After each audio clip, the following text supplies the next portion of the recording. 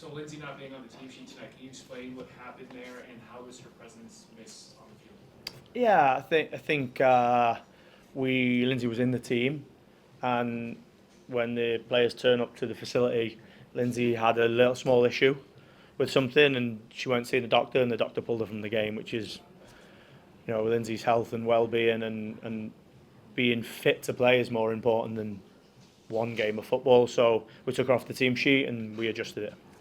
I don't want to pry, but is it illness or is it injury? Are you even able to say? Yeah, no, I don't want to give you the wrong information. It's not illness. It's an issue that stopped her playing. I don't want to be obvious and say it's a leg issue. But I think tomorrow will be really important to find out what it is. She had a little bit of swelling, and I think the issue is trying to figure out how significant the swelling is, and we'll do that tomorrow.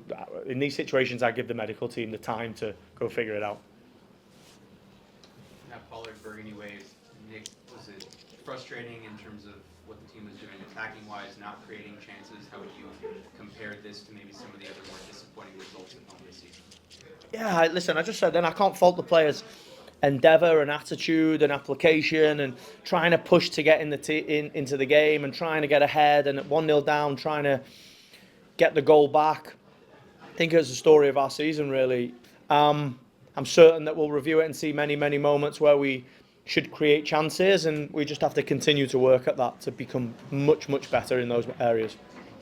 Coach, how do you kick the habit of conceding first here at home consistently? Sorry, say again? How do you kick the habit of conceding first here at home? Yeah, we have to continue to work. As I've said before, as a new team, we're a new group, we're learning every week, and we're in August, right? We're in month 8. And we're still learning every week and trying to build that cohesion and that real blend and balance. You want my opinion? I just don't think it's falling for us at the moment. Story of our season is not falling for us. We're suffering at the moment. Just got to dig deep and keep working. Nick, going into Saturday, coming off of 2 disappointing results, as you've intimated, how do you get the team to rise up for this rivalry match against Utah, against a very good side, and salvage some points out of this week? Yeah, I think we've got to play for our fans. We've got to play for each other. We've got to play for the attitude. We've got to play for the investment that the players are putting in the team. You can see the disappointment there because they're working incredibly hard on and off the pitch to blend this team into being a team that can execute. We're not that far away. Like we sit here with 1 point out of 6 at home, and in a game that we dominated against Boston. And then even this one, I thought many, many moments when we're on top. I think outside of the penalty and the goal, they're one chance. It's like, just got to keep working, and I think that's what the team will do. You can see there, they sort of just want to get back playing, get back here in front of our fans and try and make sure that first moment falls in our favour so that we can really push on. And I really believe this team is so, so close.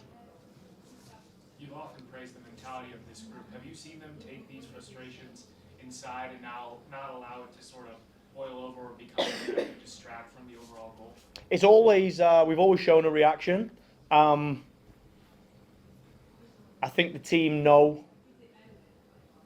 that they have to just continue to work. I've said before, in these moments, after we lost San Diego, you can go this way, you can go this way. And one thing I'm proud about this group is it's always bonded and come together and tried to take ownership and responsibility, and individually and collectively always tried to make sure that we give the fans here exactly what we love playing here, right? And we want to deliver wins and we want to deliver goals. And when that doesn't happen, the team shows a real determination to put that right.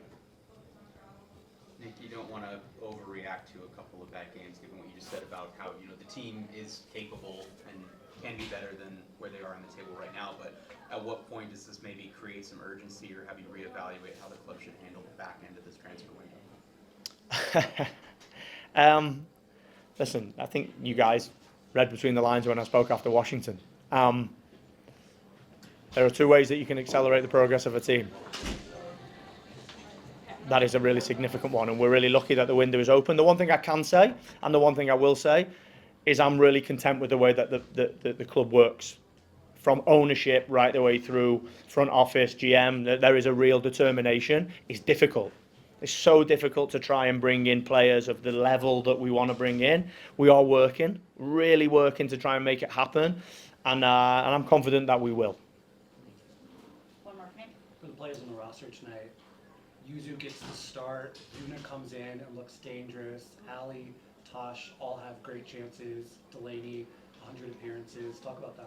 Yeah, the team is all. The hardest part of my job is picking a team, because the likes of Una McCormack and Yuzu and Ali, Carson Pickett, Meg Reed, they're all working incredibly hard and they're really determined to get in the team. And I have to try and pick the team that me and the staff feel when we watch the training, when we look at the sort of performances and the feel of the team. We have to pick the team that we think can go out and execute a result. Some players today have had opportunity. We'll change it again. When you have 3 games in 7 days, it's tough, right, to play the same team.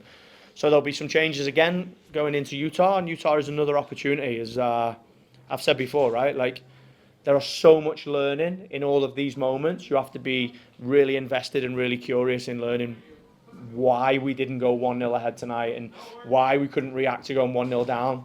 You'll see this happen many, many times in the game. It is what it is, right? I think we did this to Gotham at the start of the season, right? It's the game. You got to invest in it. You go this way, keep working. You know, it's a really, really, really, really painful feeling for me and for the players and for the staff. 2 weeks ago we beat Portland there. You know, it's like totally different feeling. So the game changes quickly. We've got recovery now tomorrow. Planned for the Utah game. Hopefully we can celebrate with our fans after the game. Perfect. Thank you, Nick. Thank you guys. Appreciate you. Thank you.